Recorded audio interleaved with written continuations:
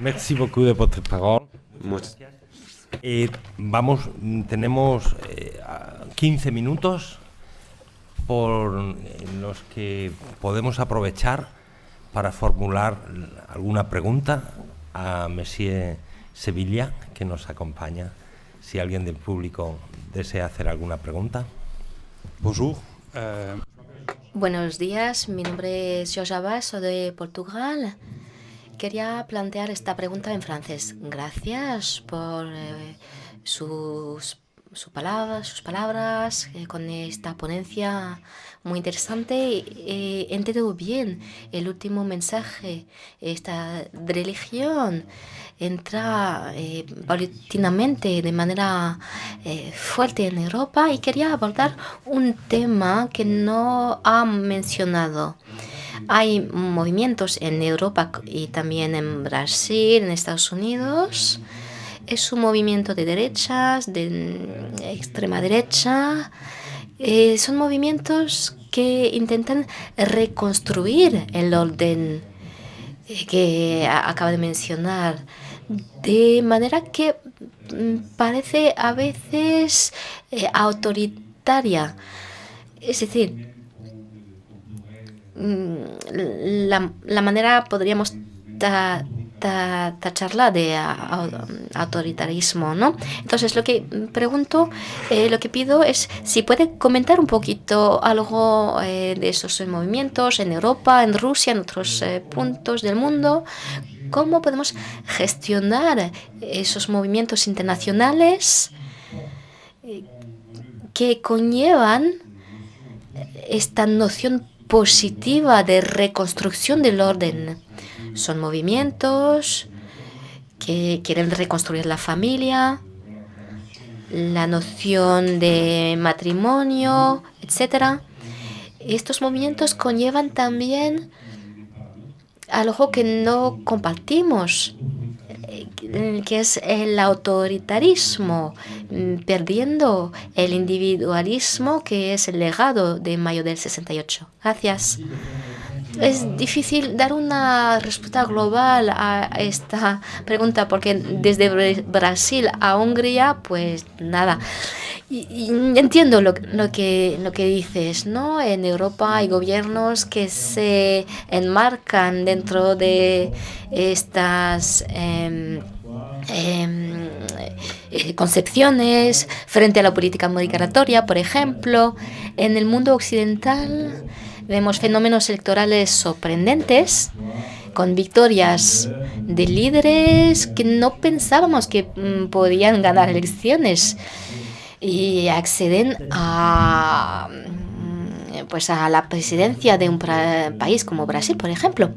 Estos movimientos se alimentan, creo yo, de la incompetencia, de la corrupción de viejas élites políticas que dejan un vacío político y también un vacío intelectual y moral.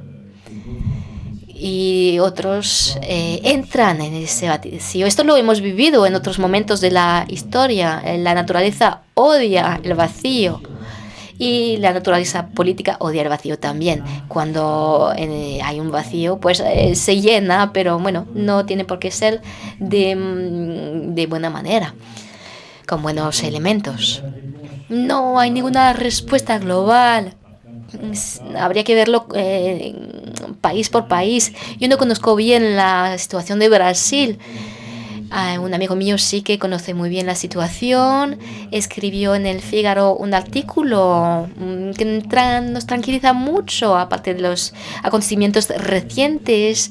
Es un hombre a quien no le gustan las dictaduras, pero sí que nos tranquiliza respecto a esto. Cuando no damos respuesta a los problemas se exacerban y hay gente que dan respuestas brutales y se impone. Esta gente gana las elecciones porque hay una expectativa de la población dentro de la incertidumbre política. La población en general no odia la corrupción, la ausencia de autoridad. La ausencia de autoridad crea una necesidad y ahí pues entrar a una persona autoritaria. En nuestros países europeos, en nuestras viejas democracias, necesitamos crear personas valientes que pueden tomar decisiones fuertes, pero alimentadas del humanismo cristiano. Son situaciones que emergen a partir de la debilidad, lo que está comentando, ¿no? A partir de regímenes con clases políticas débiles o corruptas. Creo yo que esto refleja la descristianización actual. Es impactante ver hasta qué punto Europa occidental no tiene políticos que se abren como cristianos, que se declaran como cristianos. En Francia es el caso. Hay una lucha, hay fuerzas más o menos ocultas, secretas, que se oponen a la presencia de los cristianos en la vida política, incluso en la vida pública. Es una lucha. A veces ganamos, a veces perdemos, pero hace falta estar, animar a entrar en política. Hay una dimensión, una nobleza de la política. La política está a servicio del bien común. Hay una tradición grande política católica. No me refiero a hacer partidos políticos. Hay un servicio, hay un estar al servicio del bien común de los demás. Es una gran tradición católica en la historia de la Europa católica. La Iglesia dio a Europa grandes hombres políticos, hombres formados por el pensamiento católico, con una moral cotidiana alimentada en la oración. Un hombre político que hace plegaria no es un hombre político cualquiera. No sé cuántos son, no sé, en España, en Francia, ¿cuántos oran? No sé, pero para mí es una clave. En cuanto al trabajo que se hace en una universidad católica. Bueno, pues tratamos de formar a gente que puede entrar en política y gente que se defina como cristiana. Es fundamental para mí. Algunos fenómenos populistas que mencionaba usted son frutos de la ausencia de los cristianos, porque un cristiano es una persona razonable. Es así, ¿no?